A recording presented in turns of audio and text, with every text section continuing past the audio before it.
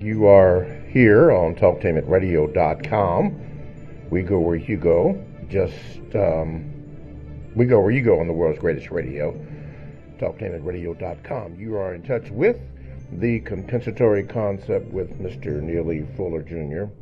I am your co-host, Mr. Bobby, and this is radio the way it should be heard. If you'd like to get in contact with the show, you can do so by calling 1-877-932-9766, or you can Gmail me, 7, Mr. Bobby, B-O-B-B-Y, at gmail.com. You can go to the YouTube channel, type in the word Talktainment, and then type in the word radio, scroll down to Talktainment number 2, and you're there. Hit the subscribe and like button on that. We would prefer that you do it by going to the TalkTainmentRadio.com homepage and just hit listen live. That's all you have to do. You're right there. And of course, you can go to Facebook.com/Talktainment. We're also on that venue. And that's the way that you can access the show. Don't forget that we are still accepting donations, particularly for the second hour. TalkTainmentRadio.com takes care of the first hour, but we need your donations for the second hour of the compensatory concept with Mr. Neely Fuller Jr. Again, phone lines are open, 877-932-9766, and you can begin your call in right now. Let me present to some and introduce to others Mr. Neely Fuller Jr. Mr. Fuller, as customary, I always say this, and I will continue it. Good morning, and how are you? Yes, good morning. I'm still learning. Okay, we're going to be discussing, in particular, the word guide, or rather, the compensatory counter-racist code, and the word guide. This statement that you make at beginning of every program that we have here on Talktainment Radio concerning your show is, if you do not understand white supremacy, racism, what it is and how it works, everything else that you understand will only confuse you. I'll point that out because that is going to be basically the subject of today's program, or the topic, understanding racism. Mr. Fuller, when you wrote that, what went into your thought processes to write a statement like that, to come out with it and then back that up? What proof do you have? What went in, all the ingredients that went in that? Well, I didn't have any proof, and I still don't when I make that statement, because whom would I prove it by in the system of racism itself, which is the dominant political and religious system of the entire planet? And it's the most popular. It's one that everybody caters to, the system of white supremacy. That is the world government. So if I am anti-white supremacy in my remarks, or if I'm questioning it, whom would I be talking to that would agree with that, other than the white supremacists themselves? And if they say that, I don't know what you're talking about, there's no such thing as white supremacy, global white supremacy, you're making that up. I don't understand what you're saying. And that's what many white people say when you say that. And so then whom are you going to go to say, well, you say that that's not what's going on, but I say that it is, and I can prove it. Now, who are you going to prove it by? You see, the only people that can prove the existence of white supremacy in a white supremacist system are the white supremacists themselves. Or they can just simply say, I don't know what you're talking about. There's no racism. Racism where? You're making it up. What is racism? I'm not aware of any racism. And then one white supremacist turned to another. Hey, Gene, Mac, Are you aware of any racism here or anywhere? They're making this up. They, whomever they are.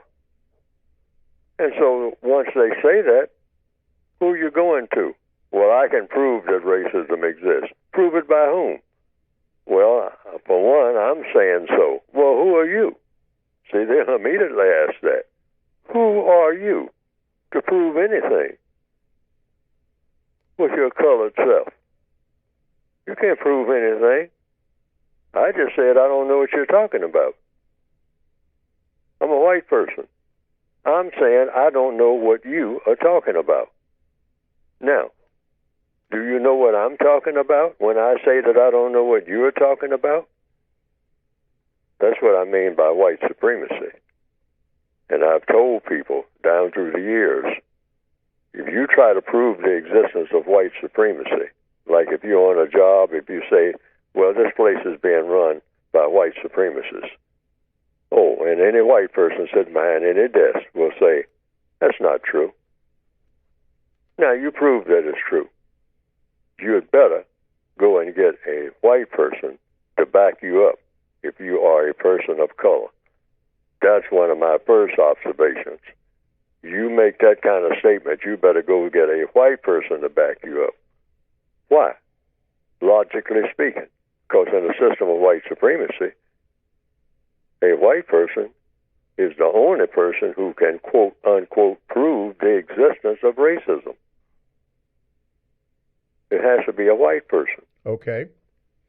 All over the news this week, part of last week, a statement was made by the president of the concept or corporation called the United States, concerning four congresswomen, freshman congresswomen, told them to go back to their own countries and so forth.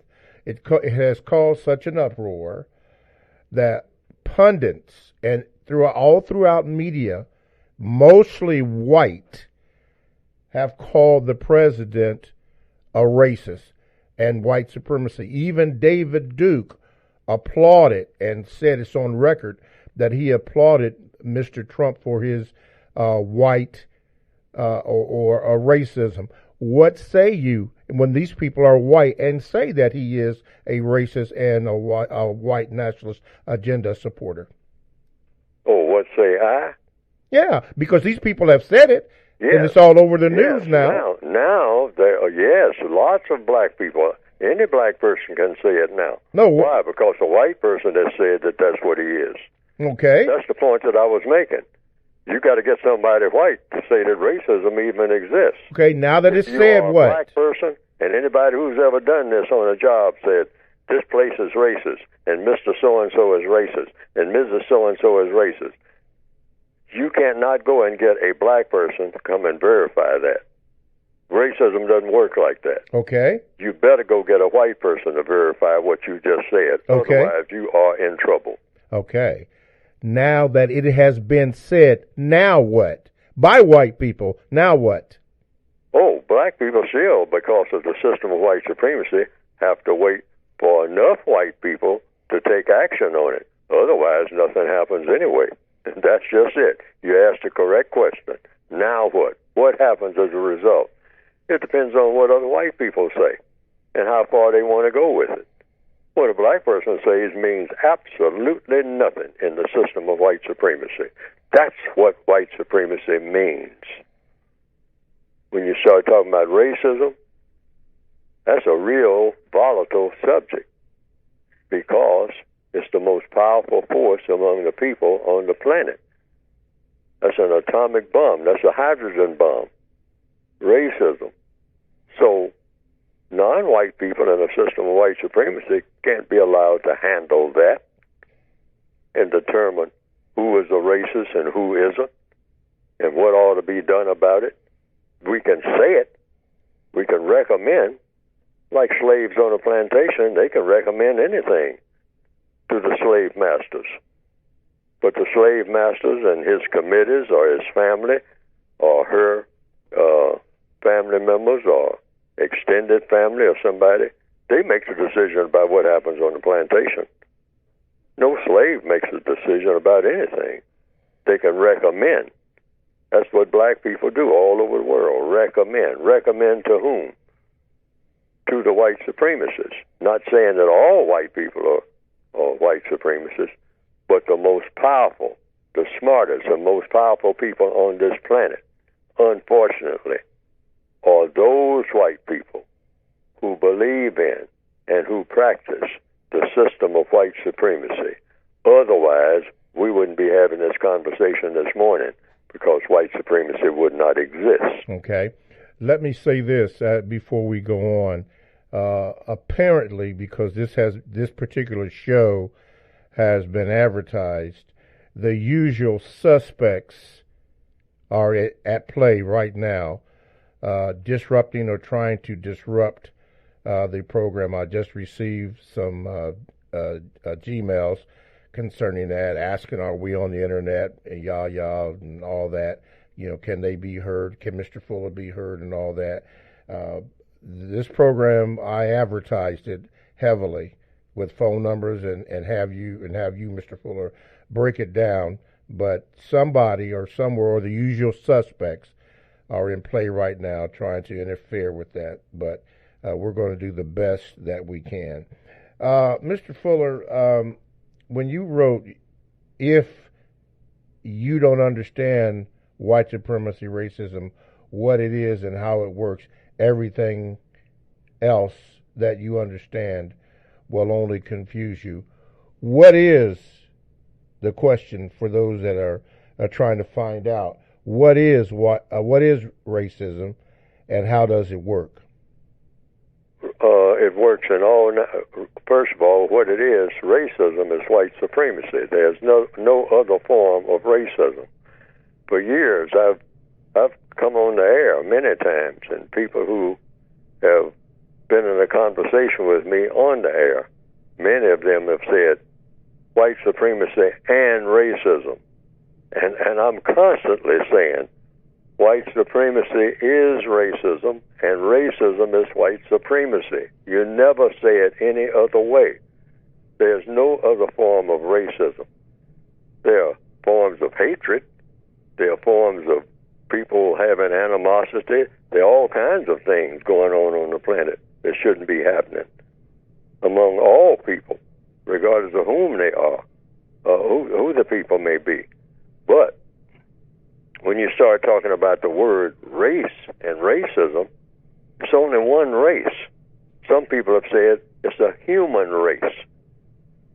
That's a contradiction. How can you be human and be a member of a race? Because race is racism. The only purpose for being a member of a race is to practice what? Racism. That's logical. If you say, I'm a member of a race, well, you say, well, why are you a member of a race? What is a race? Well, a race is a group of people who have a purpose. Well, what's the purpose of a race of people, a group of people who are a race of people? To practice what a group of people who are a race of people would practice. So logically speaking, that would be what? That would be a thing called racism.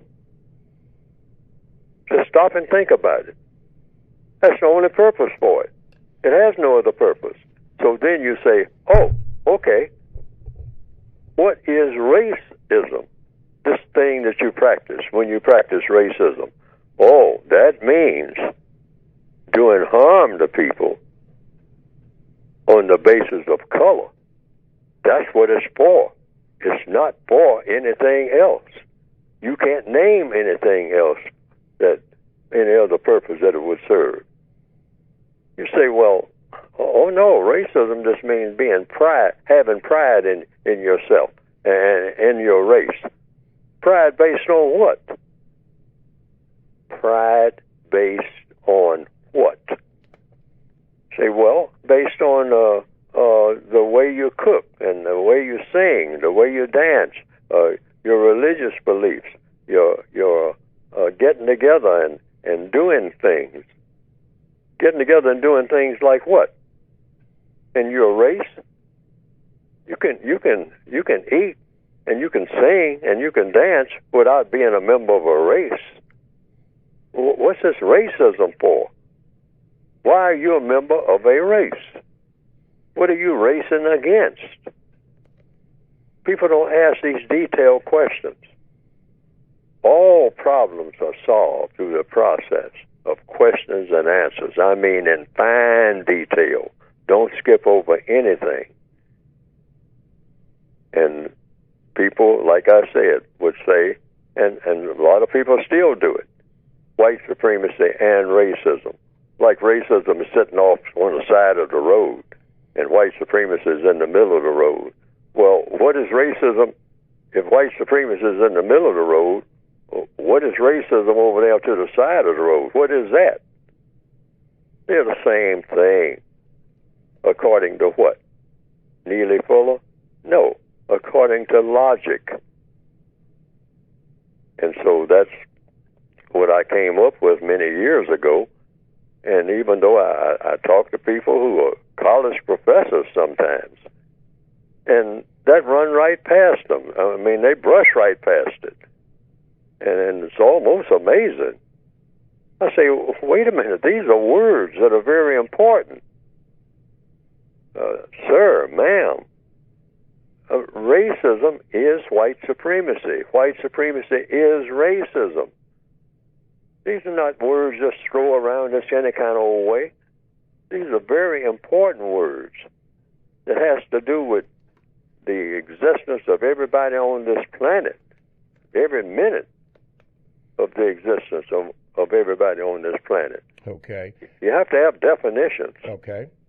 Talktainmentradio.com is a 24/7, no-charge, worldwide broadcasting facility with hosts delivering on various topics such as news and lifestyle, sports, law, health, wellness, religion, politics. Now, here's several that I'd like to share with you. New Money with Drew and Janae, Conversation with Don Carina, and Wiggins World. Now, all these shows are exclusive to Talktainmentradio.com. All you have to do is click on the Talktainment Radio, or go to the Talktainmentradio.com homepage and click on programs, and there you will see a list of all the programming that Talktainment Radio has. Sample one, try one out, and see if you like it. All this from Talktainmentradio.com. That is radio the way it should be heard. My name is Mr. Bobby. I am the co-host on the compensatory concept with Mr. Neely Fuller Jr. Our topic today is understanding racism. And we're having Mr. Fuller discuss that. But we will take your calls, and we have a caller online. Go ahead, caller. You're on with Mr. Fuller with your question. Good morning, Mr. Bobby and Mr. Fuller. My name is Mansour Celestin, and I'm still learning. I have two questions regarding today's topic. I've been studying the code book for a couple of months, but I don't have the word guide yet. What exactly do I say or recommend word for word verbatim if and when someone asks me what white supremacy, a.k.a. racism, is in the most precise way every time in very few words? The reason why I ask is because you have hundreds of videos of hours of conversations about white supremacy on the internet, which is a great thing, but when you factor in the hundreds of other YouTube videos about it, it can be very confusing. I think a definition from the author of the compensatory code himself will end a lot of this confusion. Okay, let Mr. Fuller answer that question. Mr. Fuller? Well, you just simply say, if I understand the question, what do you say when someone asks what is racism? You just simply say racism is white supremacy. And you say white supremacy for what purpose? And say white supremacy is a system, a world system that covers all 9 areas of activity: economics, education, entertainment, labor, law, politics, religion, sex, and war. White supremacy covers all of those areas of activity in interaction between white people and the non-white people, people that the white supremacists classify as non-white, because sometimes they switch around. The white supremacists do all kinds of things. They'll say that someone is white one day, and then 2 or 3 years later, 2 or 3 minutes later, they'll say the person is non-white. It depends on what's convenient for them. That's what racism is. It's all about color. And what color you are, because the white supremacists are supreme, they make the decisions about who is going to be classified this particular minute as white or non-white. They will pick a person who is what you might call a person who has what many people would say has swarthy skin, a dark complexion. But the white supremacists will say, oh, but that person is white. That person is classified as white. They appear to have, what you call a dark complexion, but they're really Caucasian. You say, well, what's Caucasian? Caucasian is white. You say, well, the person doesn't look Caucasian to me. The person looks like, I got some people in my family, and I've always been a black person and whatnot. We got people in my family that look like that person that you say is Caucasian. And they'll say, what did I say? See, that's white supremacy. In other words, they can't be overruled. That's how you know they're supreme. There's nobody to overrule them. There's nobody who has that kind of muscle. If you want to use mafia terms or what they call organized crime, that's the biggest criminal organization that the world has ever known. It's called the system of white supremacy. It's a criminal enterprise. Why? It's just designed to mistreat people based on color, and that's criminal. Why is it criminal? Because it doesn't make sense except within the realm of criminality. You're going to mistreat people in all areas of activity based on color. Now, you don't have to say all this, but if you understand all this, you can just simply say white supremacy is racism. Racism is white supremacy. And if you want to know what it does, it dominates and mistreats people based on color. Okay. And it is the world government. All right. The only government that counts. What's your second question? On planet Earth. What's your second question, sir? Thank you. And I completely agree with the answer, Mr. Phil. I appreciate that. My second question is, what exactly do I say word for word verbatim when and if someone asks me how to explain how I am a victim of white supremacy, since I have a job, home, etc., or things that they want to have? Oh, you just simply say you're a victim of white supremacy because you're a person of color, if you are a person of color, or a person who is classified as non-white. You say, why am I classified as non-white? I can be classified as being 6'1" or 5'9", or I can be classified as a person who has a college degree, or a person that doesn't have one, or a person that lives on such and such a street. There's all kinds of classifications you can give for people. So somebody gave me a classification called color. And they say, you are not white. And so naturally you would ask, okay, so I'm not white, so what does that mean? Oh, that means you're eligible to be mistreated by somebody who is white. Eligible to be mistreated? Eligible to be dominated and mistreated by somebody who is quote unquote white? Yep, that's what it is. Sorry about that, old chap, but that's the way it is. Because that is, in simple language, all that it is. You're eligible to be dominated and mistreated by anybody who is classified as white if you are classified as non-white in the system of white supremacy. That's obvious. Mm-hmm. Hello? Hello? Yeah, go ahead. You said that's obvious. Yes. Was there another question? No. Or did I clear that up? Because that's the way you explain it. You just simply say, I'm a victim of this. I didn't know that I was non-white or classified as non-white or Negro. I've been called colored, then the N-word, and that's what all of that meant. That's your classification, fella. I mean, I said, well, I thought my name was Neely Fuller. Yeah, that's your name, but you also have a title that goes in front of that. All right? Just like in the novel Huckleberry Finn by Mark Twain, you have a character called what? Jim. But he's got a title in front of that. And what did they call him? Well, Negro Jim. Only they didn't say Negro. Wow. It's the N word. All right. N word first, then Jim next. That's distinguishable from between him and all the white Jims out here. Jim. Okay. In Hannibal, Missouri. In Hannibal, Missouri. According to Mark Twain's Huckleberry Finn in the novel, a fictional novel based on basically truth. Okay. Aaron, you are now on with Mr. Fuller. Go ahead with your question. Okay, Mr. Fuller, my final question is, once you're in a position where you've been stripped of your dignity and you're feeling demotivated, how does a person keep from being depressed and down? I know that you base your whole system on being logical, but how do you keep being motivated if you're being beaten down by the system? Oh, very simple. By simply realizing that you're in a system of racism and you're in captivity. Now, that doesn't say anything about you can't be dignified if you want to be, but you are a dignified prisoner of war.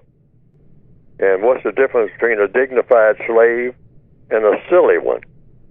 One is dignified and one is silly. But they're both prisoners of war once they're captured. See, you're a prisoner of war. Racism is war. It's war. The greatest war that was ever conducted among the people of what we call the planet Earth. There's no war that's been greater than the establishment and the maintenance and the refinement of the system of white supremacy. It's a continuation of a war, the greatest war that ever was. That's the war between those who believe in racism and those who don't. And so far, the racists have been winning that war. So it's just a matter of the people who are the victims of it realizing this and saying, well, we're going to fight against it. But we're in captivity already, so you got to fight. There's no such thing as fighting from the outside. There's no such thing as outside. So you fight from the inside of the prison. Like prisoners of war are always trying to escape the prison. But this is a prison that you can't escape from. You have to dismantle the prison itself and replace it with a system of justice. That's the goal. And what does justice mean? It means guaranteeing that no person is mistreated and guaranteeing that the person that needs help the most, like yourself, gets the most constructive help. That's not happening in the system of racism, and it won't happen. So you won't get discouraged simply by realizing what your circumstances are, because now you have something to aim for. Get rid of the system of racism. That should be your reason for being. If you have any other priority, then it's not logical for you to be doing anything else. Everything that you're doing is supposed to be aimed toward replacing the system of racism with the system of justice. Why? Because it is the greatest oppressive system ever invented in the minds of people here on this planet. Nothing has been greater than that. Okay. Well, thank you for your time, Mr. Fuller and Mr. West. I'm very grateful for these moments. Continue doing what you're doing, and thank you very much. Thank you for your time. Okay. I'm grateful for your call, sir. Okay. I'm grateful for your time because, as Mr. West probably has told you, that your work and your words have saved my life. So thank you very much. All righty. Thank you, Brother Aaron. Edward's brother Aaron from Spain.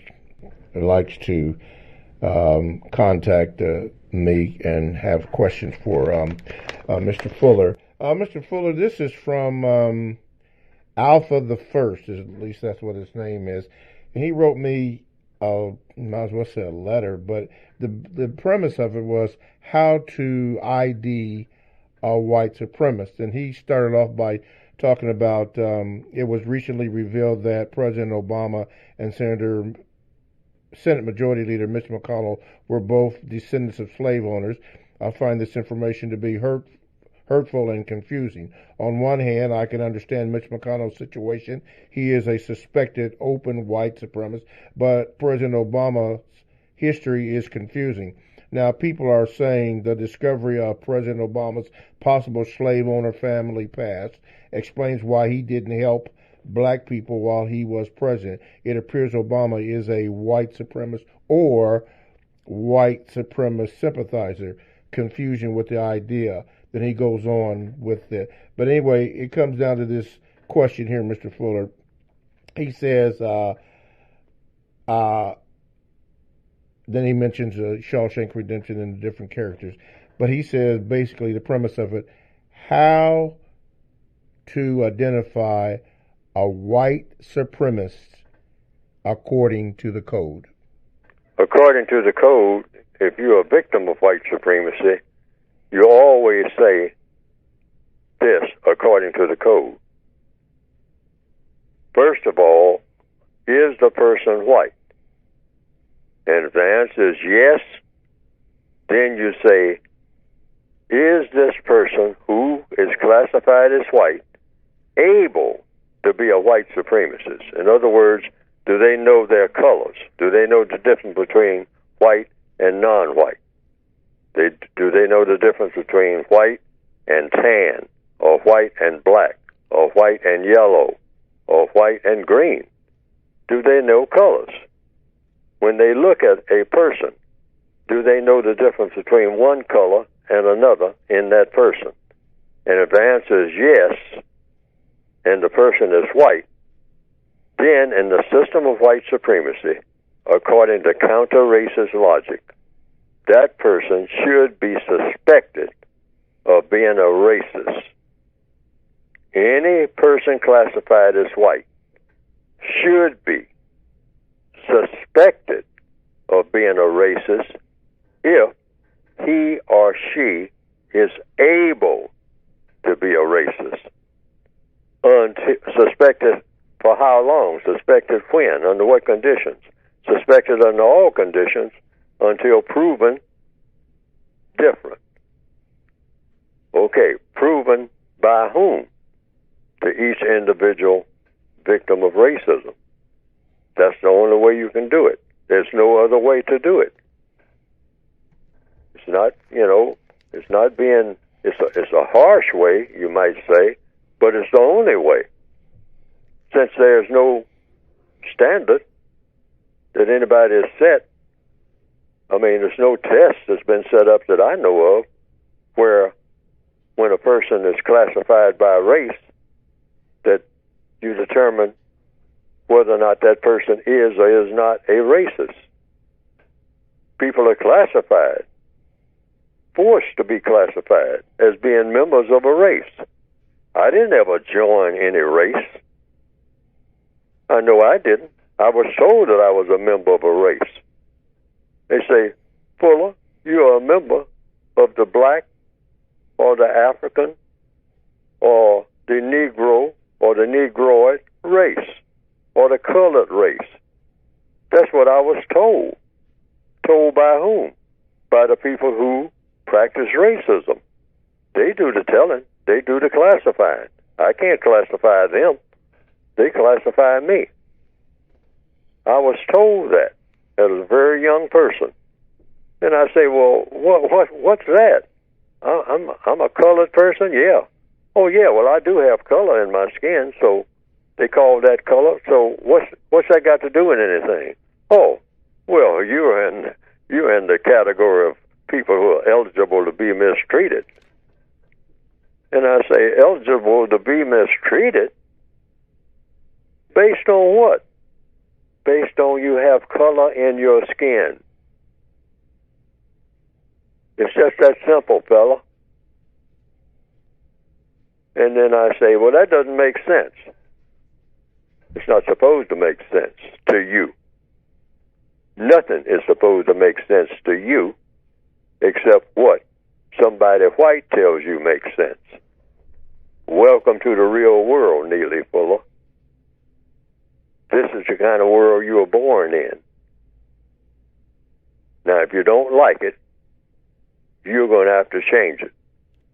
Or you're going to have to persuade white people who don't believe in it to change it.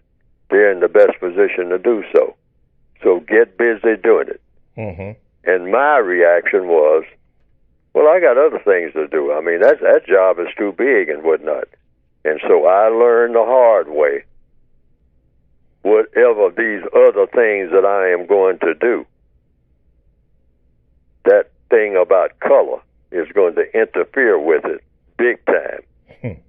Okay. TalkTameRadio.com. We go where you go. Download TalkTameRadio.com app to your cell or to your tablet. That's radio, the way it should be heard. My name is Mr. Bobby, the co-host on The Compensatory Concept with Mr. Neely Fuller Jr., and our topic today is understanding racism. But it is at this particular time of the program that we set aside to have Mr. Fuller discuss all the latest information on his book. So, Mr. Fuller, the floor is yours. Yes, you can get the book called, the more explicit title is called The Textbook Workbook for Thought, Speech, and or Action for Victims of Racism. And racism is described singularly as white supremacy. White supremacy is racism. Racism is white supremacy. And the book is written for the individual victim. So you don't have to go and check with anybody about what to do or what to say about whatever comes up. The book is supposed to be a guide for the individual person. Why? Because you are an individual prisoner of war milling around in the prison camp yard or in a prison cell, wherever you happen to be on the planet. That's the premise. Now, this is either true or false, but the book that I have written takes the position that if you're a person of color, you are born in prison, and the name of that prison is the system of white supremacy, which is racism in capital letters. So the book is a guide for these prisoners of war, of which I am one, according to me. I'm a prisoner of war. I'm a prisoner of the white supremacists. I was born in their prison, and I am subject to them every minute of every day in all areas of activity, and the book is segmented that way. Segmented what way? In 9 areas of activity: economics, education, entertainment, labor, law, politics, religion, sex, and war. Now that covers just about everything that has to do with what people are engaging in, directly and indirectly, every minute of each day on the planet. And the book is supposed to be a guide to tell you what to do or what to say or what not to do and what not to say in whatever circumstance you happen to be in anywhere on the planet if you are a person of color. It can't cover everything, not near. I mean, it doesn't. No book can. No book is that thick. But it's a guide to start you in the correct direction according to some ideas that I have. These are just strictly my ideas. And all of these ideas should be contested by the reader. Why? Because nobody has solved a race problem, which is what I'm setting out to do. But nobody's ever done it. So until it's a done deal, everybody can participate in what they think is the best moves to make to replace the system of racism with the system of justice. That's what the book is written for. But it's addressed to the individual person.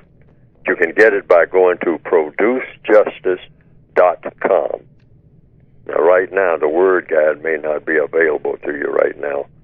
There's a glitch in the supply line. but the basic book should be available right now. Did they say how long that glitch would take? ProduceJustice.com. Sir? Did they say how long that glitch would take to... I'm trying to find that out now. Some people have told me within the next month, next 30 days, then it'll be back up on that website. I haven't seen the website myself recently. Okay. But go to ProduceJustice.com and you can get the basic book. But the word guide, because words have suddenly become very important, I have a list that I even wrote down this morning that I've been picking up out of the news. Crime-infested places, racist statements, racist rant, racist trope.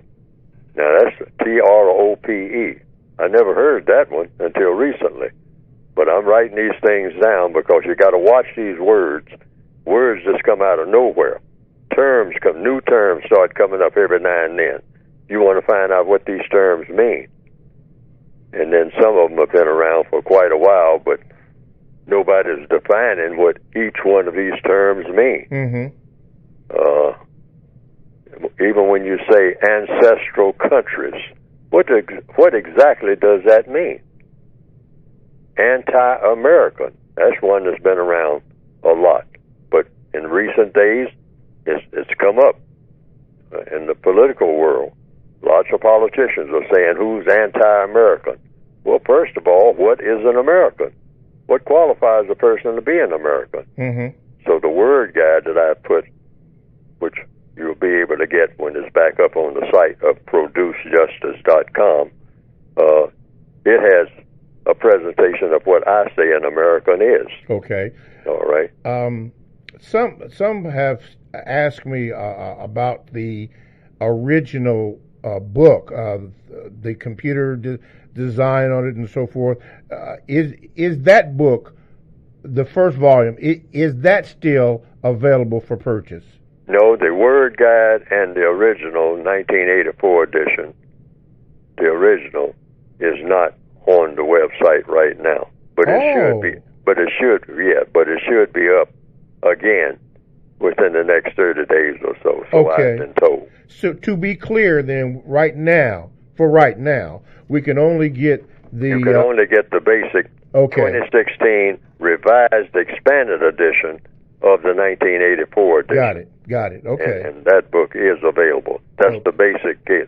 That's the book to get.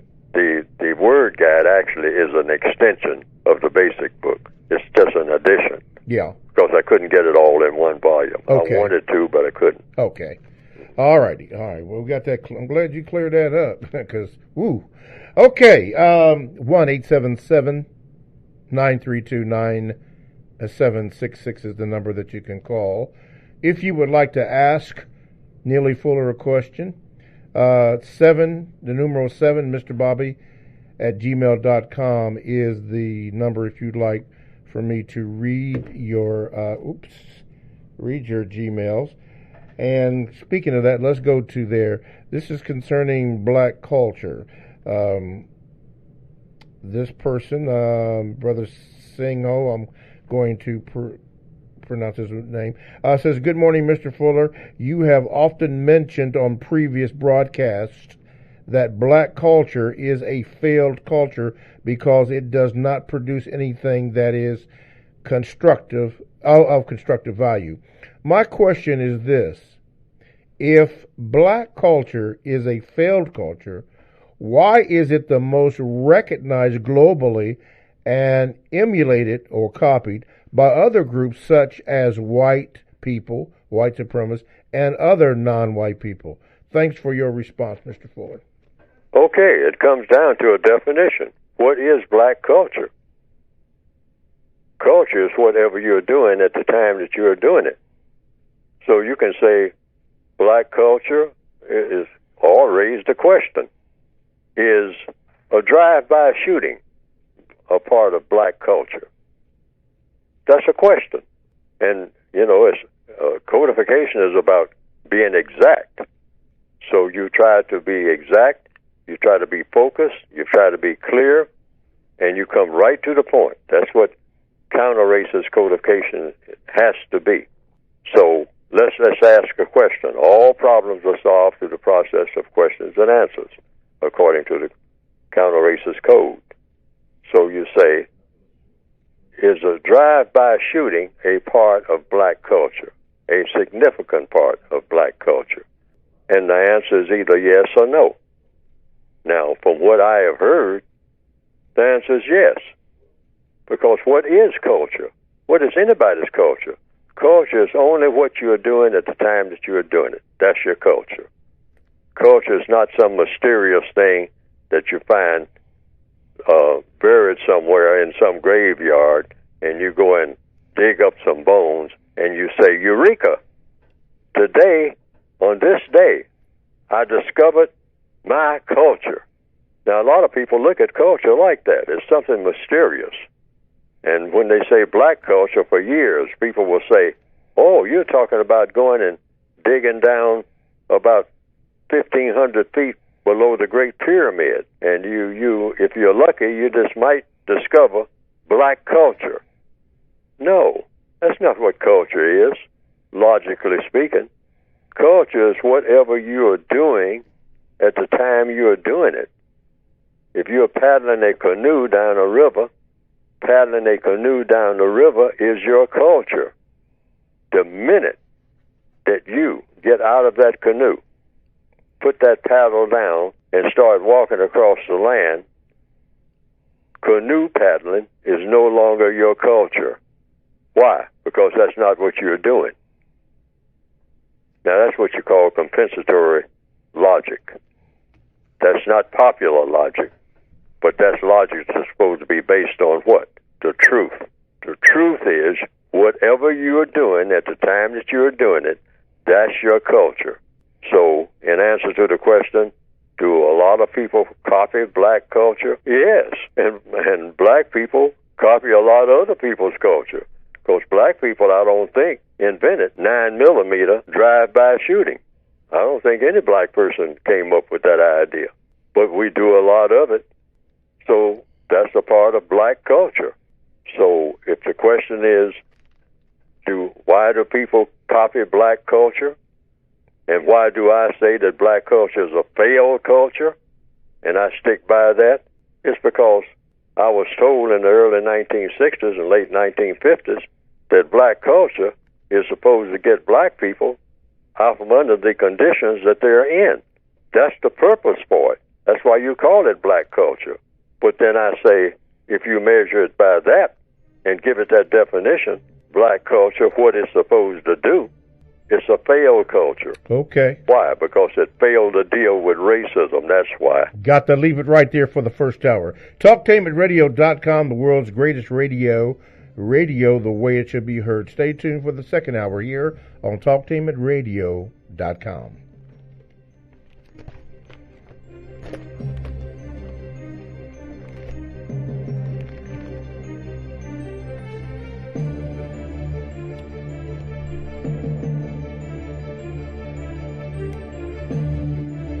Thanks for listening to The Compensatory Concept with Mr. Neely Fuller, heard exclusively on TalkTainmentRadio.com, the world's greatest radio. The most important question in all racial matters is why.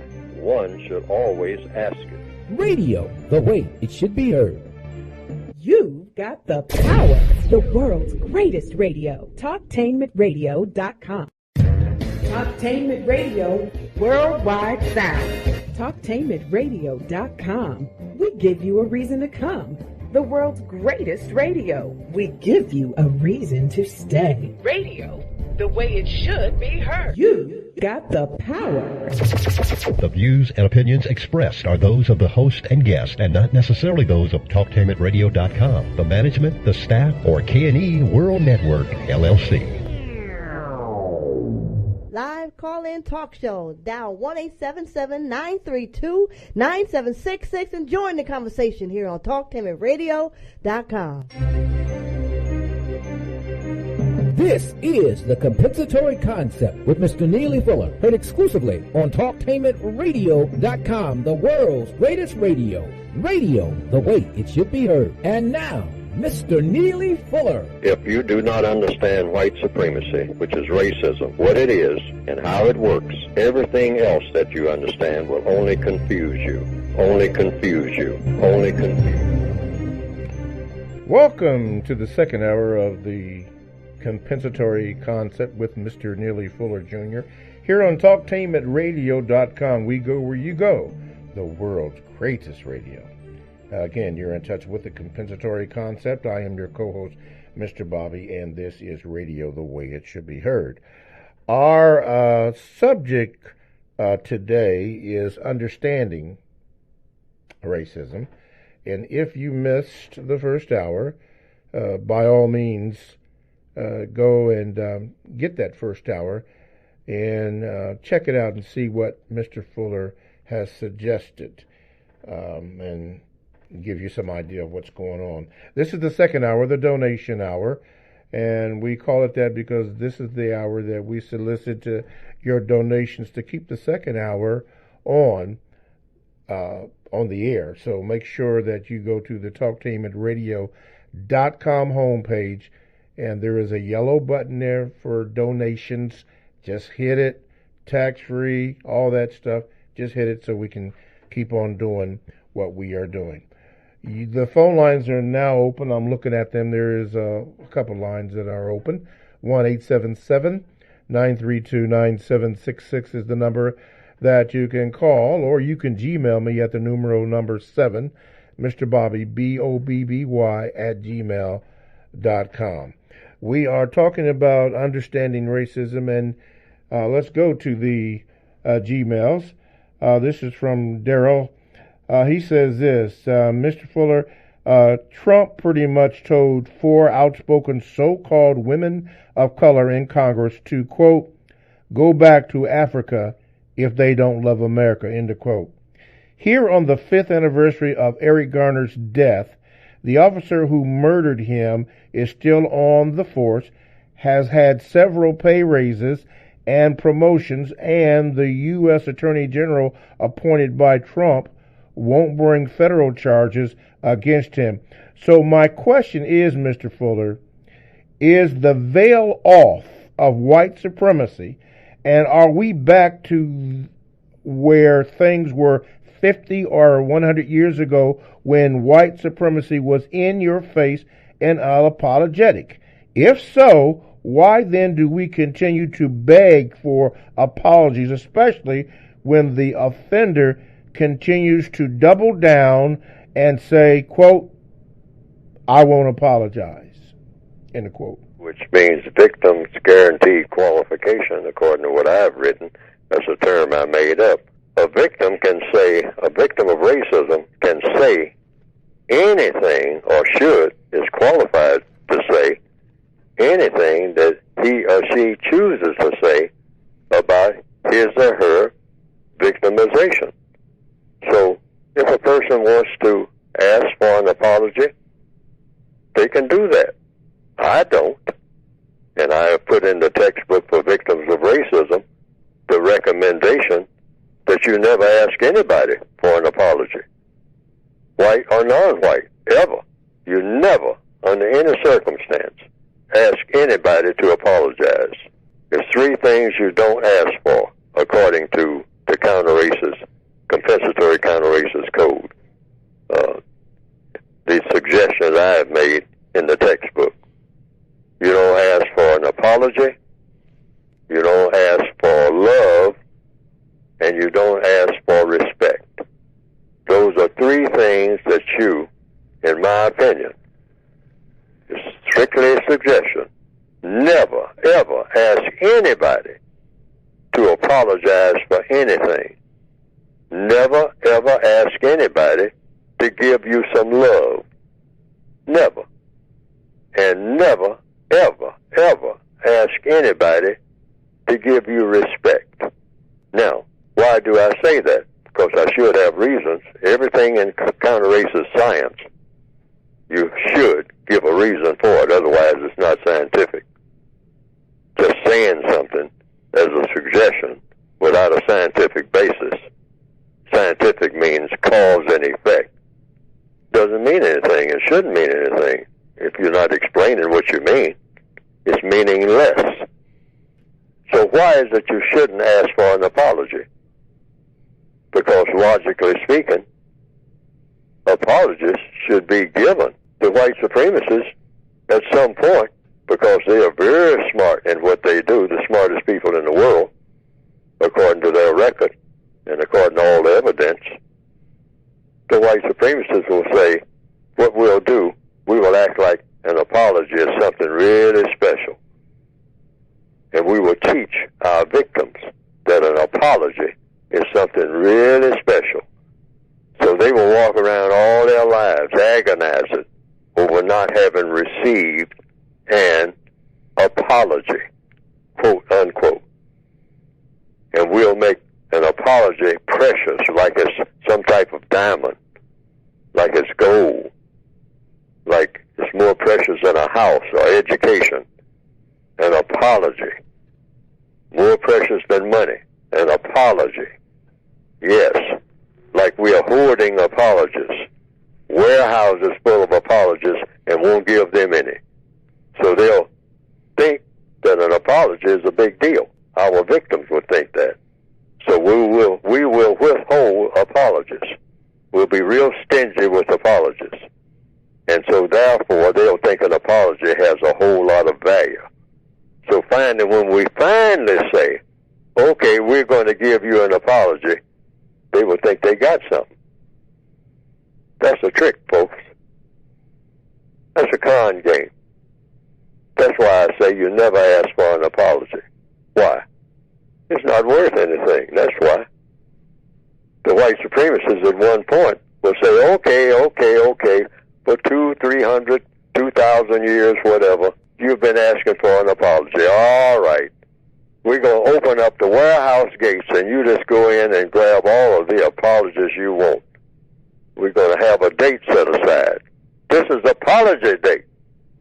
And all you black people can drop what you're doing and come down and receive your apology. We'll have them all, apologies in different, we'll have them in apologies written in pink ink, green ink. What about gold ink? Yeah, y'all like gold or green. I mean, like some money is green, whatnot. It'll be like money. So we'll have warehouses full of, hey, how many apologies do you want? You want 5 or 10? Hey, just take 1,000. I mean, I got a box full of them here. Now, you go down the road with all these white apologies in your black hands, and you should feel great. Think about that. What is an apology really worth?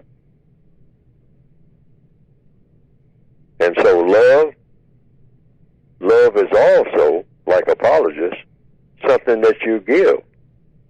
Like on this program, I have said, you don't ask anybody for love. And I've given an illustration.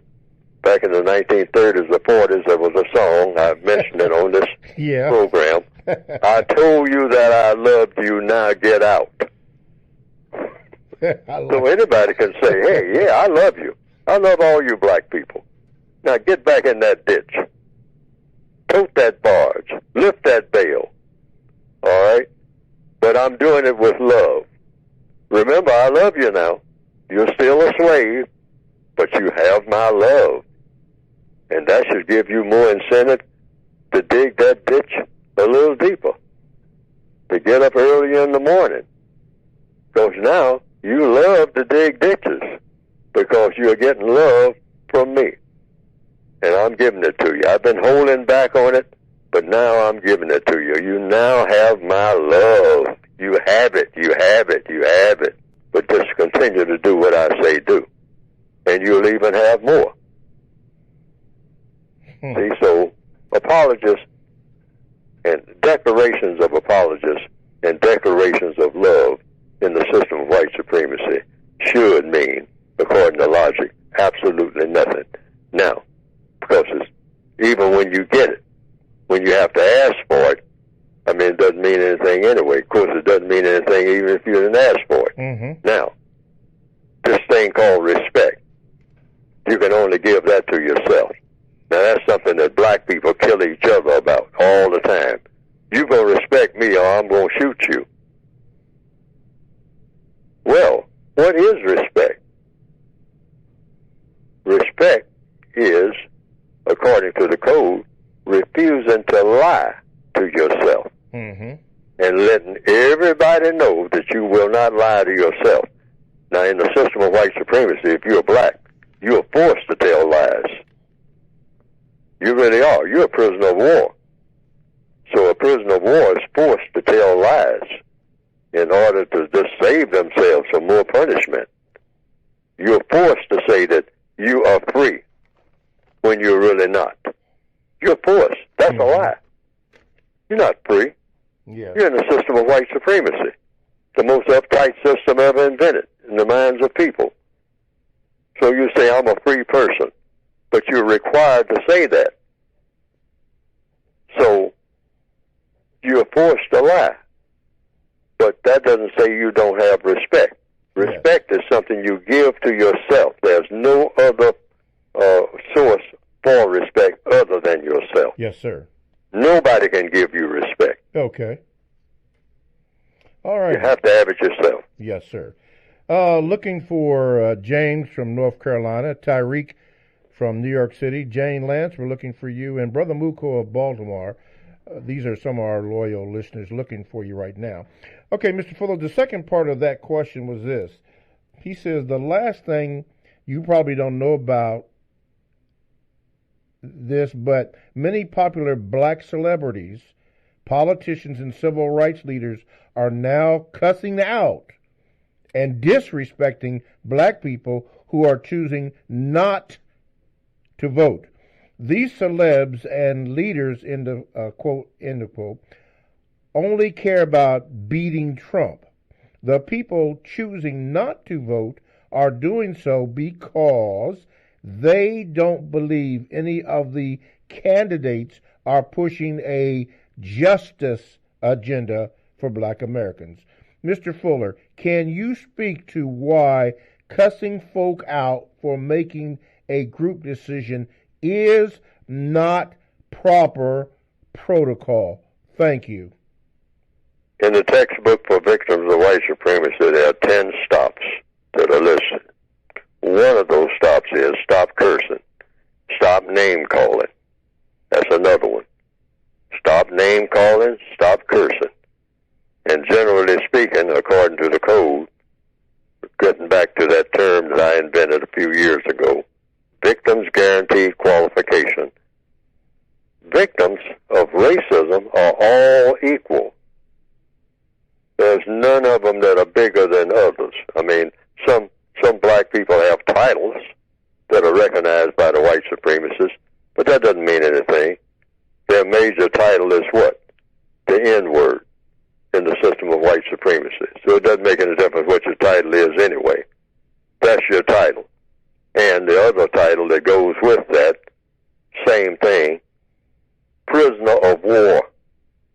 All prisoners of war are equal, regardless of what rank they had before they became prisoners of war. So one prisoner can't really talk down to another prisoner. We're just milling around in the prison yard. Now, I might beat another prisoner into submission, or another prisoner will beat me into submission, but they're still whomever. We all, as prisoners of war, have to answer to the prison master, even when we beat up on each other. So the code says, stop it. Just stop it. Let people make up their own minds what they're going to do, because we're all equal prisoners just milling around in the prison yard.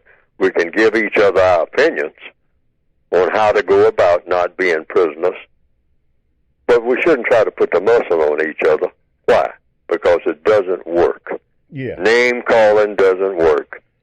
But I'm not going to call anybody a name except the name that the person wants to be called. Okay. That's the way to go, according to the code. Okay, but in, I don't want to say necessarily the real world, but I'm pretty sure you've heard this, Mr. Fuller, when people are conversating with one another, the MF did this, or the N word did this, or all these profane things coming out of a person's mouth. I mean, you hear that where it's almost a common thing. I mean, what say you about that? Well, see, that's a part of what we call black culture. We're proud of it, we say. All right? That's why I say it shouldn't be wished on anybody. Name calling. The code says you never, ever, under any circumstance, call anybody, white or non-white, male or female, young or old. You never, ever call anybody by a name or a title that person doesn't want to be called. Never, under any circumstance. Find out what the person's name is or what title the person wants to go by. Even if a person, comes up to you and says, I'm King Jesus. I am Jesus. And that's what I want to be called. Call the person by the name that he or she wants to be called. From now on, call that person Jesus. Why? Because that's what the person requested. You're not losing anything by doing that. And all these other nicknames that you put on people and all like that, and the person says, don't call me that, it's not constructive. Mm-hmm. So what do you do? Walk away? I mean, because I heard somebody the other day call some woman the B word, and I know that the cat didn't know her, but he said, wow, man, what's up with that? Oh, you mean what do you do when someone calls you a name? No, he didn't call me a name. He called this girl the B word, and I knew that he didn't know her, but he just said, man, that B, man, you don't know that. I just walked away. I mean, for me. Well, I'm saying see, you can't stop somebody from calling you a name. So what does the code say about somebody who calls you a name after you have told them what you would like to be called? And they call you the N word. You just say, okay, that's your choice. That's how you see me. So you're just telling me that's how you see me. So as a fellow prisoner of war, if it's one person of color, one black person talking about another, it doesn't mean anything in the prison yard. So when somebody calls me any kind of name, like anybody can call me any name, and that definitely white people can call me any name they want to call me, because they've done that anyway. I mean, even the name Neely Fuller, I mean, if you go by, like in the Nation of Islam, and Elijah Muhammad said that, he said they called him Elijah Pooh, and he said he ain't never been a Pooh. What the hell is so he gave himself a name. Yeah. And then you can call him whatever you want to call him, but he named himself. Mm-hmm. Okay? He said, I'm Elijah Muhammad, and I ain't never been a Pooh. And so the other family member said, yeah, you were born Elijah Pooh. Said, that's the slave master's name. Okay. That's what he calls me. Okay. He can call me anything he wants to call me. All right. But I'll call myself what I want to be called, and that's good enough. Okay, now, I heard this lady, and she said this. She said that she was a B. And I said, well, why do you call yourself a B? She said, because I am. So she wanted to be called a B. What say you about that? Do you refer to her as to what she wants to be called? If a person tells me that, I would say, okay, I have permission to call you that. But then I would immediately ask, that's the compensatory logic now. Ma'am, is there any other word that you wouldn't mind me calling you? Would you mind, what do people call you generally? Because I would somewhat be thinking logically now, does everybody call you that all day, everywhere? When you go apply for a job, you say that's who you are, that's your name, that's your title? I mean, I'm applying for a job, my name is Bitch. Say, okay, Mrs. Bitch, okay, that's what you want to be called? Yes, my name is Bitch. Well, then I would immediately ask, well, ma'am, is there any other name, any pseudonym, which means a substitute name that you go by? Say, well, I was born Helen Green, but I like the word bitch. You know. Yeah. Well, would you mind if I call you Miss Green? And if the lady says, no, I don't mind. You can call me Miss Green.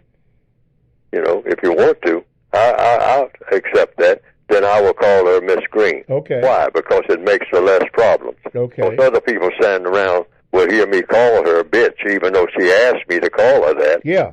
All right?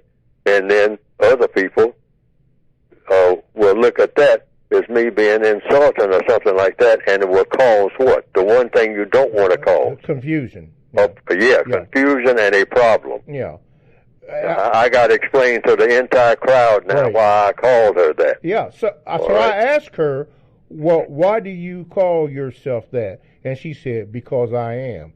Oh, well, I've heard black ladies down through the years said that that's who they are. Yeah. In fact, I was sitting in a car once, and two ladies were riding in the car with, I guess there was about 6 people in the car. And 2 ladies got out of the back seat, and they had been using a lot of profanity while they were in the car. So they said, they turned around and talked to the other ladies who were still in the car, and they said, now I know you young ladies think that we are a couple of bitches, and we are. And they walked away. All right? But that was their choice. Okay. That's who they some people say, being, a black female calling herself a bitch or being called a bitch, that is a super wonderful part of black culture. Some people say that. Yes. Some people who write songs say, hey, if you can't call bitches, black female bitches and whores, if you can't call them that, you ain't got no song. I mean, how you going to have a decent song and make any money? And you ain't got that in there. I mean, that's a part of us. I mean, that's a part of our whole background. I mean, our sisters, our wives, our girlfriends, or that other guy's girlfriend or wife or sister, that's who she is. She's a black bitch. That's what she is. I mean, everybody should get on board with this. I mean, this is wonderful. I'm going to make millions off of this. I mean, and a lot of people, like I said, apparently, I'm just going by what I'm looking at and what I'm listening to. They say, oh, that's just a part of black culture. It doesn't really mean what you think it means. It's just a part of the culture. Okay. That's all.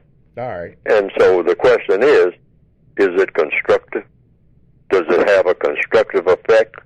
Because if we're going to have a black culture that means anything now, that word constructive has to be attached to it. Yeah. Otherwise, it's got no business being a part of anybody's culture. Okay. Period.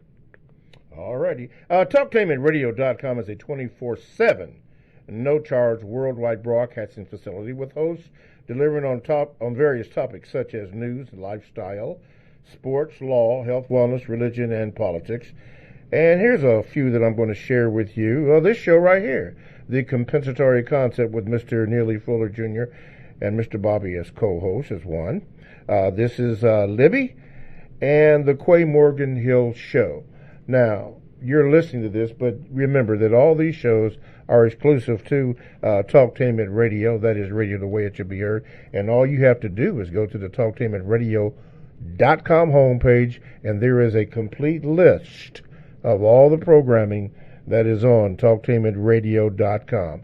You owe it to yourself to give a show or two or three or all of them a listen or a sample, as we say in radio, to find out what the show is all about.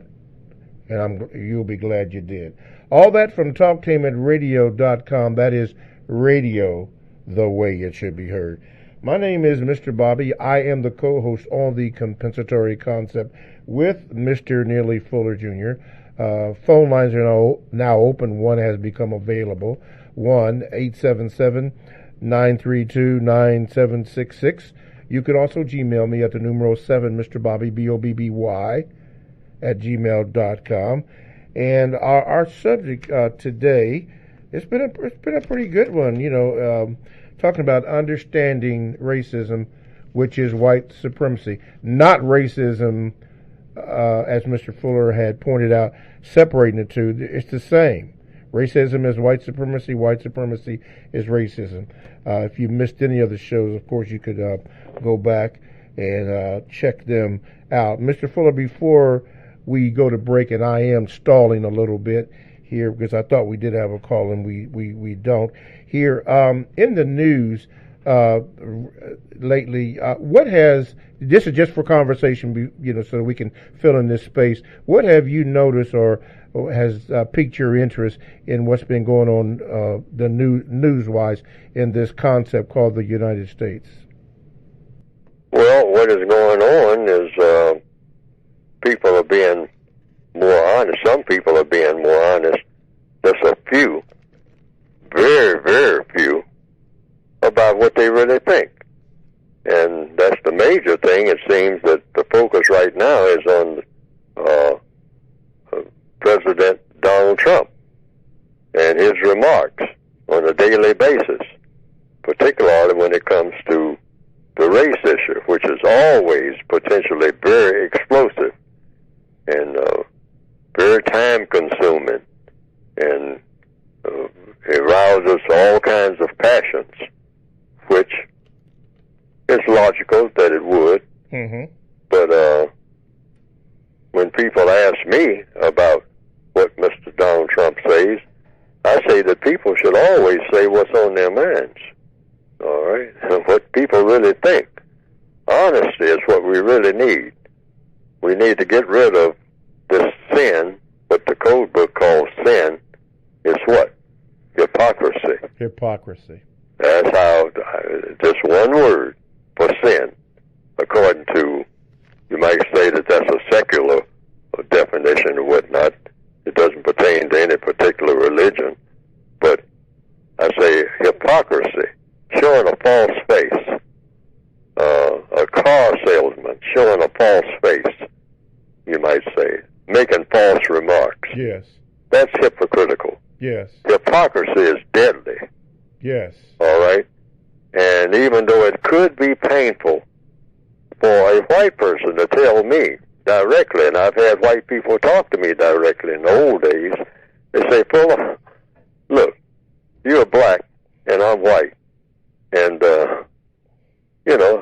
I don't think I'll ever like black people, period. I just don't like you. I don't like black people. I don't like being around them. I don't like looking at them. I just don't like black people. But, Fuller, I think I can talk to you because you'll listen, because you always say you want people to be straight up. We will go to the phone lines. Go ahead, caller. You're on with Mr. Fuller. Yes, sir. Mr. Fuller, a lot of time I hear black males saying that they're married, and this is kind of like a, what do you call that, my just opinion about that. You use the term victims guarantee qualification. There were black people who were married in the bottom of those slave ships.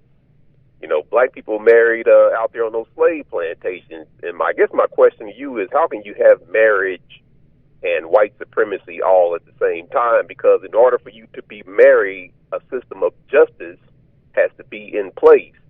And since there is no system of justice in place right now, then your marriage really is non-void. I mean, what is your opinion about that? That's true. Prisoners of war cannot be married. Look at it that way. I like to use the prison analogy because a lot of black people have been in what we call prisons.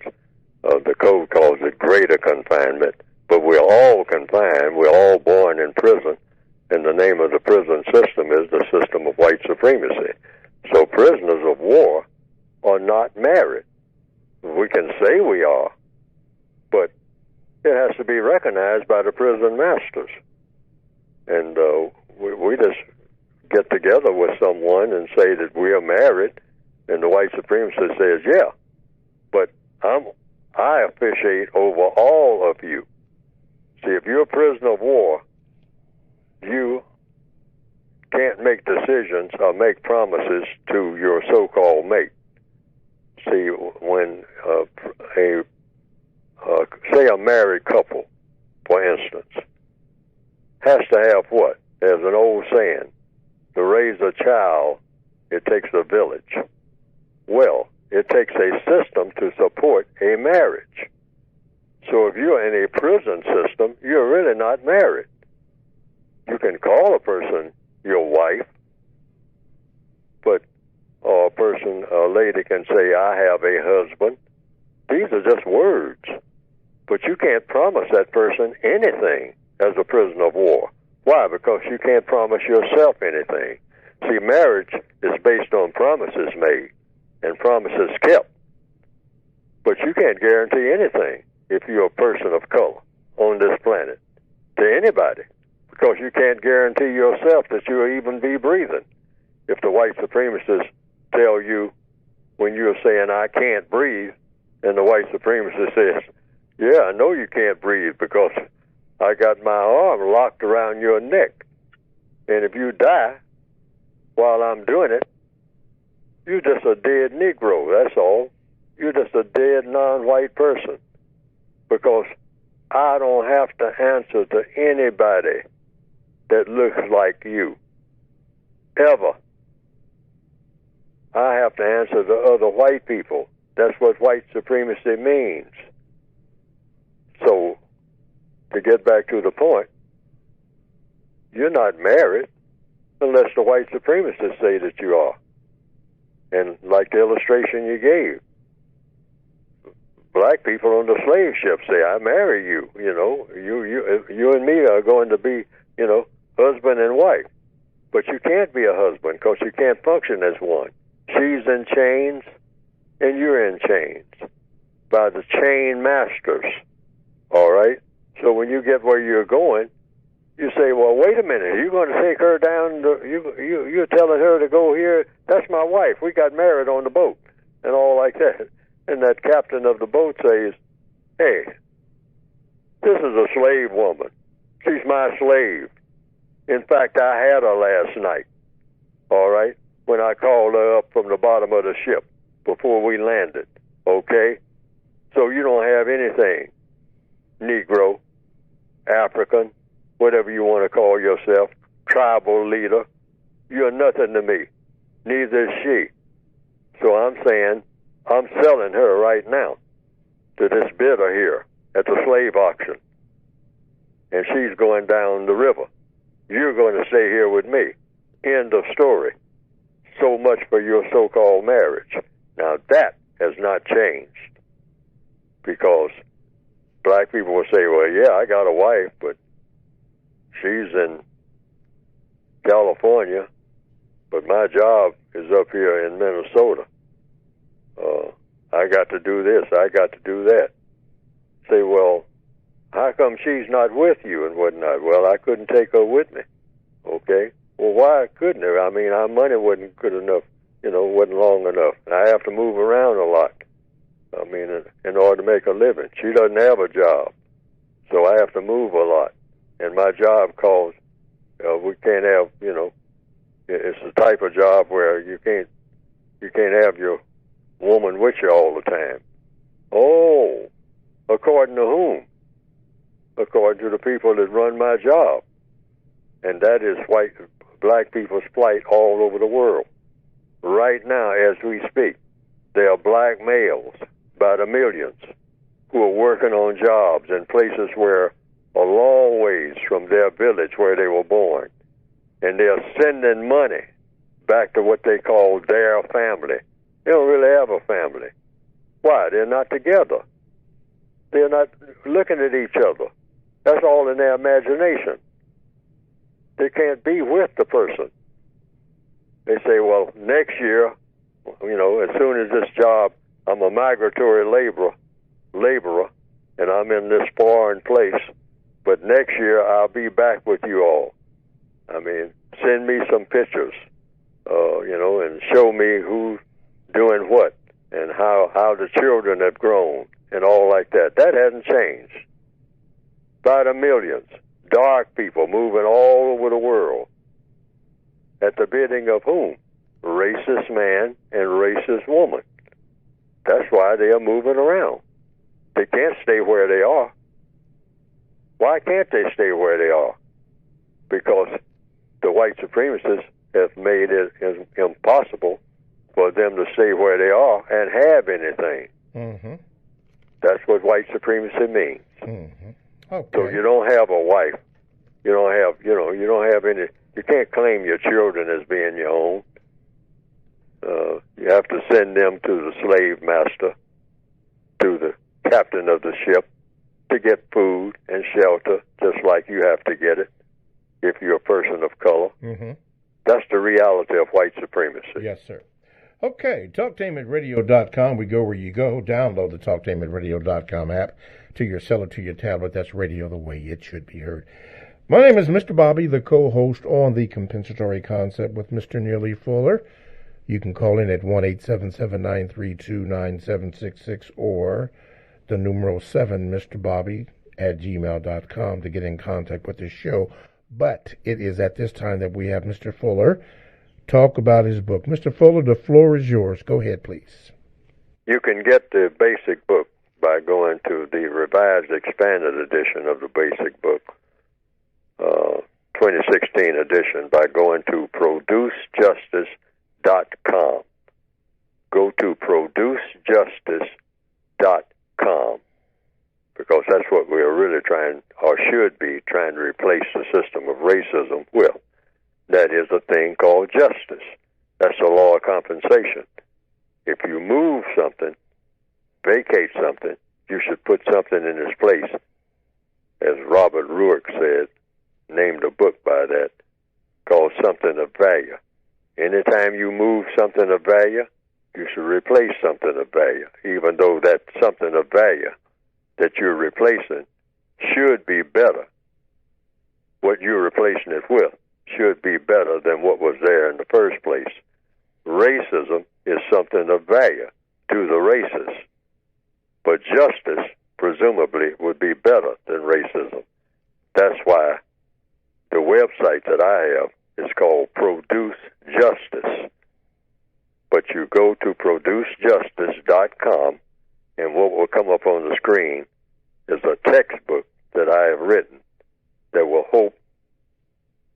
I hope will help a person of color to think, speak, and act to produce that product called justice. And in the process of doing that, you'll be replacing with justice. Mm-hmm. You'll be using that to replace it, this thing called the system of white supremacy. You'll replace it with justice, which means guaranteeing that no person is mistreated and guaranteeing that the person that needs help the most gets the most constructive help, because justice doesn't exist anywhere on the planet here in the system of white supremacy. You can't have white supremacy and justice on the same planet at the same time. It simply doesn't exist. It's something that nobody has ever experienced, this thing called justice. But just because it's never existed doesn't say it can't exist, because we can imagine that it can exist. We got an idea of what it would be like, nobody being mistreated, and people who need help, constructive help, getting that constructive help. That would be much better than a system of racism, which is a system of mistreatment of people. Yeah. And so you can get it by going to producejustice.com. And the book is addressed to the individual person. What you can do without having to consult somebody else and what they're doing or look to see what somebody else is doing. You just concentrate on what you can do each and every day that will better your condition wherever you happen to be. That's what it's, because the theory is, the concept is, and I don't know whether this will work or not, but I believe it will. If you solve the problems of each individual person, you'll solve the problem of every person. Okay. That's the theory. Very simple, but I think it makes sense. Okay. It's logical. All righty. Mr. Fuller, according to the USA Today polls on politics, it says that most Americans call Trump's tweets targeting 4 congresswomen un-American. In a USA Today /ICE poll, 68% called Trump's attack on the four congresswomen offensive, but most Republicans say they agree with him. More than two-thirds of those aware of the controversy, 68% called Trump's tweet offensive. Among Republicans alone, however, 57% said they agreed with the tweets that told the congresswomen to go back to their, quote, original, end of quote, countries, and a third strongly agreed with them. All four lawmakers are American citizens, three which were born in the United States. When you hear something like this, now this is according to a USA Today poll, what does that make you think of that's going on here? I mean, because it's in the news, and you can't really ignore it unless you're not paying attention to the news, but what does Neely Fuller think about that? I think about it, what the code requires me, the counter-race, which is, when I say the code, I just mean logic. Yeah. The logic that came with the universe. The logic says, ask questions, because evidently this is some type of problem. And so all problems are solved through the process of what? Questions and answers. Yes. So if a person says, I am anti-American or un-American, first of all, I want a definition. What is an American? If a person would say to me, Neely Fuller, you are anti-American or you are un-American, quote, unquote. I say, okay, well, let's look at that. See, I mean, when somebody calls you a name, what you want is go into question mode. Yes. And see what? You're looking for what? The truth. So first of all, you got to have, when you're using words have definitions. So I would ask a person who would call me anti-American or un-American, what is an American? Okay. What qualifies a person to be an American in all 9 areas of activity? Yes, sir. Economics, education, entertainment, labor, law, politics, religion, sex, and war. And what makes a person un-American? Mm-hmm. First of all, what is an American? And we might talk about that for 60 days, just trying to get that straight. Yes, sir, I got you. What is an American? Mm-hmm. And what is an un-American? And when is a person un-American? Okay. And compared to what? When? Where? Yeah. Whom? Okay. Okay. Otherwise, we can't have a conversation that's going to be logical and going to solve problems. Gotcha. So you want to get the definition straight first. Definition. And that's what I would ask if Mr. Trump said that I was un-American, for example. I mean, rather than start shouting and name-calling and all like that, I would just simply say, sir, let's talk, even if it takes 2 or 3 years. Okay. For us to go through in fine detail what is an American and what is not an American. Okay, gotcha. Let's take a phone call. Caller, go ahead. You're on with Mr. Fuller in our remaining moments. Go ahead, please.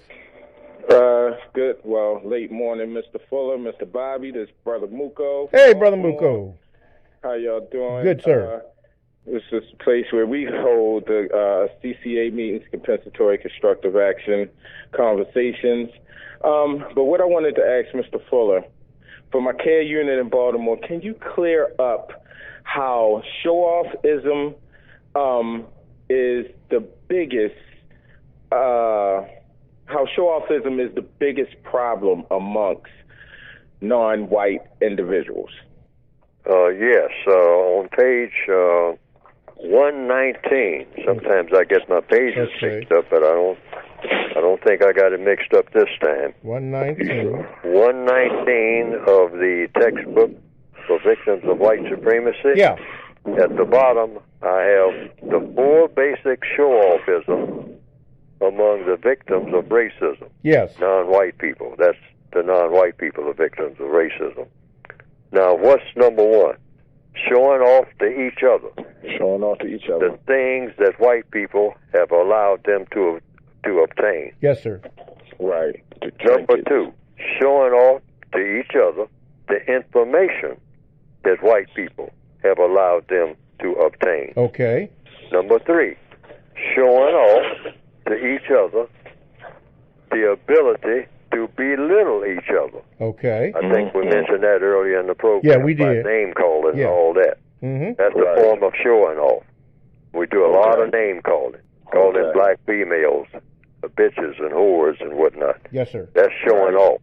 All right? Absolutely. Number four, showing off to each other their ability to make sexual impressions on each other. That's the four basic show-offisms among the dark people, the people of color, primarily, on the planet. And we should stop all of those four.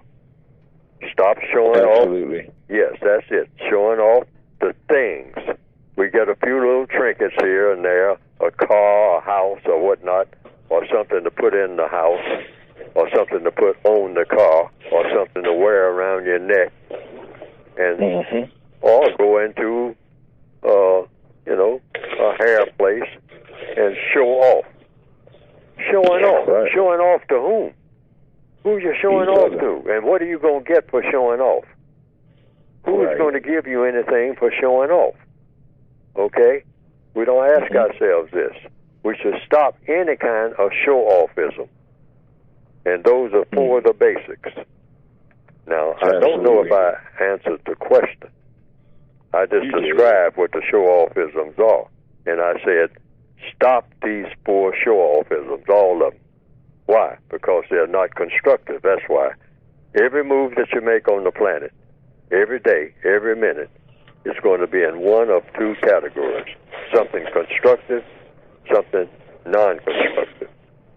Showing off is not proven to be constructive among black people, among the non-white people of the planet. It doesn't have a constructive effect.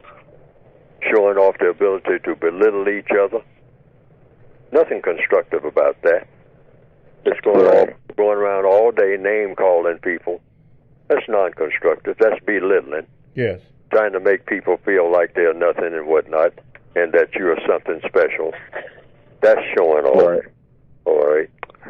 Right. Well, making sexual impressions. Answering the question. And I just wanted to let you and Mr. Bobby know that the usual suspects are really working hard in Baltimore against you guys because we got cut off at 10:30. So they're not even getting any of the valuable information that you're dropping over in our region. But as usual, thank you, Mr. Fuller, and thank you, Mr. Bobby, and I will talk to you soon. Okay, thank you, Brother Muko. Thank you. Wow. Yeah. Got cut off at 10:30. Yeah, there's a lot of stuff going on, Mr. Fuller, behind the scenes because see, your work is effective. A lot of people, not just here in the concept called the United States, which is a corporation, but all around the world, as we heard from Aaron from Spain. But it's all over. They don't want this message that you have, your suggestions. They don't want to get out. They don't want it to get out. So they are doing everything possible to try to interfere with it. Well, that's to be expected. Yeah. And that's the best that I can say. But in a war, we are in a war, and we're prisoners of war, so that goes with the territory. Yes. Yeah. Yes. Stop and think. When you look at what you call war movies, people who are prisoners of war are always trying to get messages out. Yeah. All right. Or getting messages to other prisoners, rather. Right. That's why I gave that shout out to them. So therefore, the prison masters, they don't want that to happen. No. No. So that goes with the territory, so you expect that. Right. And like I said, I advertised this show today all over my media page that you would be here to answer the questions and give an understanding to what you say at the beginning of the book and at every show. If you do not understand white supremacy, racism, what it is and how it works, everything else that you understand will only confuse you.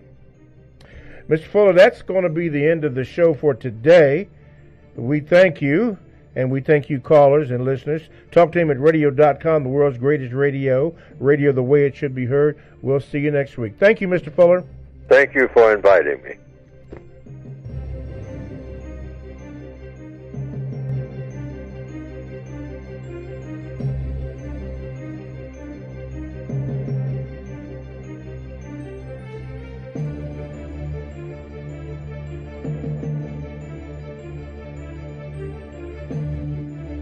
Thanks for listening to The Compensatory Concept with Mr. Neely Fuller, heard exclusively on TalkTameRadio.com, the world's greatest radio. The most important question in all racial matters is why.